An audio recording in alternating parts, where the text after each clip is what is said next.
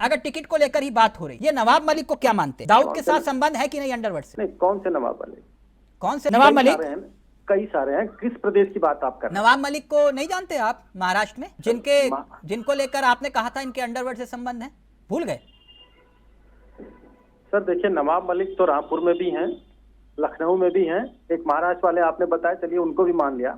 उनको नहीं मान लिया, उनको लेकर भी क्योंकि ये कह रहे कि भैया आप किसी को भी टिकट दे सकते हो चुनाव जीतने के लिए। जिन्हें आपने कहा कि इनके दाऊद और अंडरवर्ल्ड के साथ संबंध है, आपने उनको भी टिकट दे दिया। आप कह रहे हो मैं पहचानता ही नहीं पहचानते उनको।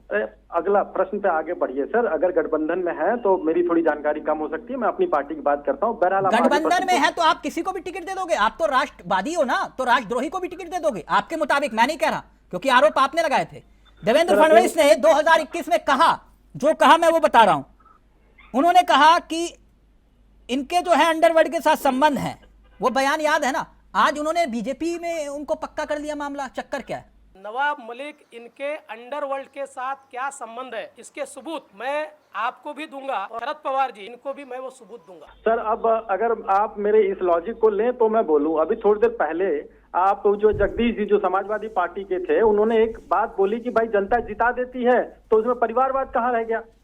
या उस समय की जो चर्चा चल रही थी। मैं परिवारवाद की बात नहीं कर रहा सर, मैं नवाब मलिक की बात कर रहा हूं।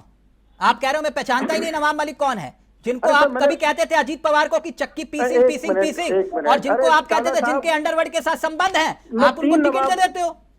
चावला साहब, मैं 3 नवाब मलिक को जानता हूं। एक रामपुर वाले, दूसरे लखनऊ वाले, तीसरे मुंबई वाले। तो मैं कहता रहा हूं सर, मुंबई वाले नवाब मलिक कौन है मैं बता देता हूं सर। आप लोग जब नवाब मलिक का जिक्र हो रहा है और आपके पुराने बयान आप लोगों को याद दिलाए जाते हैं, तो आप लोग गजनी बन जाते हो सर। गजनी ये उपमा ना दीजिए।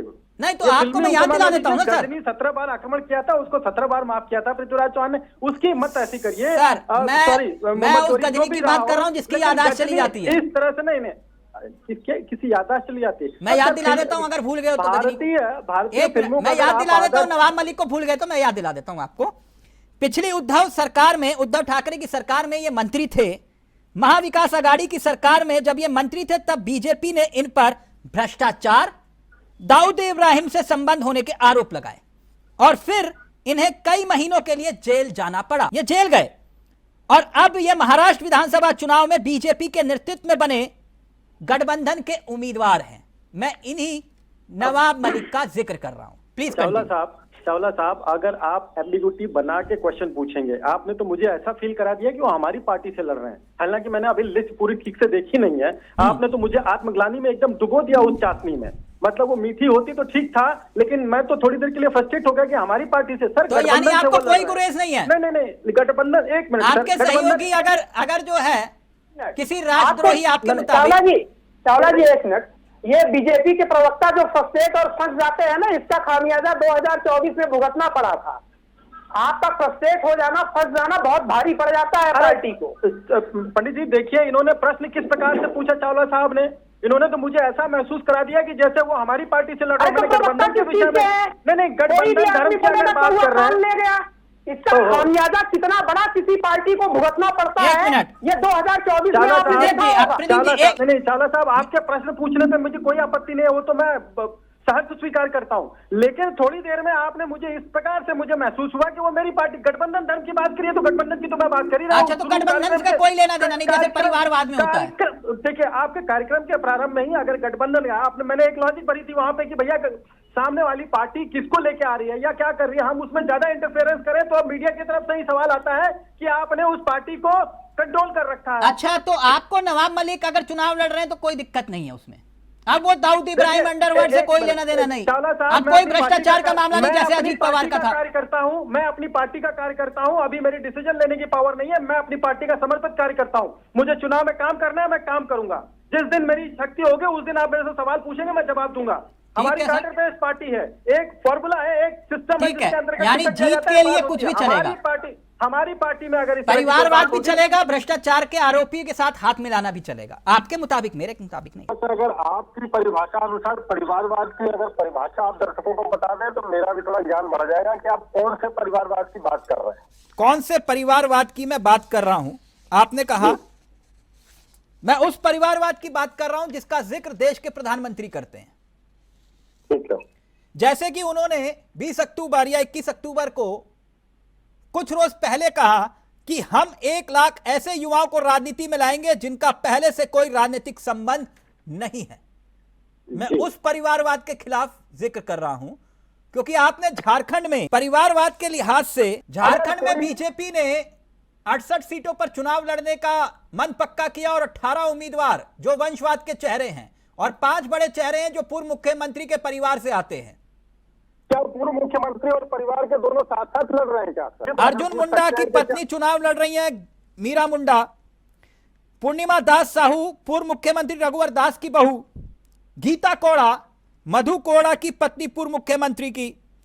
बाबूलाल सोरेन चंपई सोरेन के बेटे आए, खुद को भी टिकट और उनके बेटे को भी टिकट।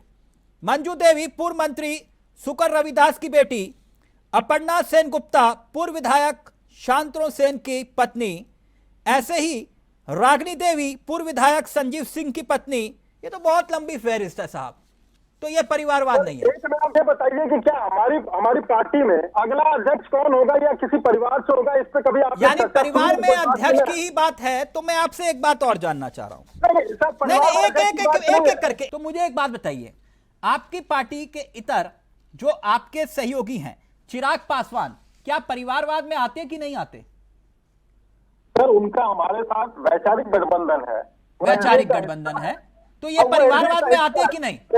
मैंने आपसे पूछा चिराग पासवान परिवारवाद में है कि नहीं? अब सर ये उनकी पार्टी का कोई बता सकता है ना, मैं उनकी अच्छा, तो आप नहीं बता सकते, आप विपक्षी खेमे के परिवारों का ही बताएंगे। ओके, नितिन राम मांझी परिवारवाद में मानू कि नहीं मानू? ऐसे ही जयंत चौधरी जो पीढ़ी दर पीढ़ी पार्टी चला रहे हैं, तो वो परिवारवाद की श्रेणी में हैं कि नहीं है? ये वही एनडीए के सहयोगी हैं आपके। ओपी राजभर पिता पुत्र टिकट सब चल रहा है, कोई परिवारवाद नहीं है। अनुप्रिया पटेल कोई परिवारवाद नहीं। संजय निषाद कोई परिवारवाद नहीं।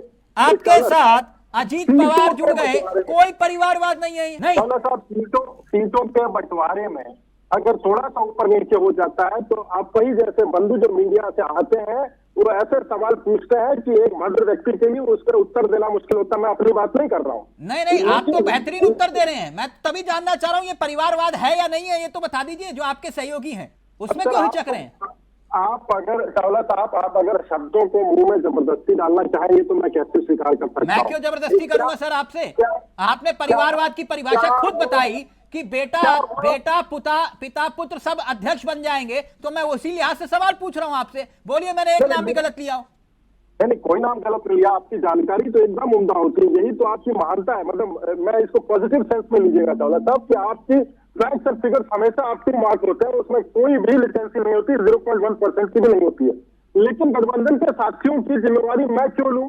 ओके, यानी गठबंधन के आपके जो सहयोगी होंगे वो परिवारवाद के दायरे में भी आएंगे तो आप उनको अपना लेंगे।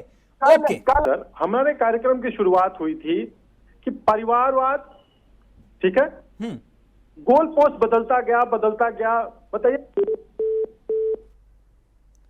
प्लीज, प्रदीप जी का फोन डिस्कनेक्ट हो गया है। फोन डिस्कनेक्ट, प्लीज कनेक्ट करें। Okay, connect.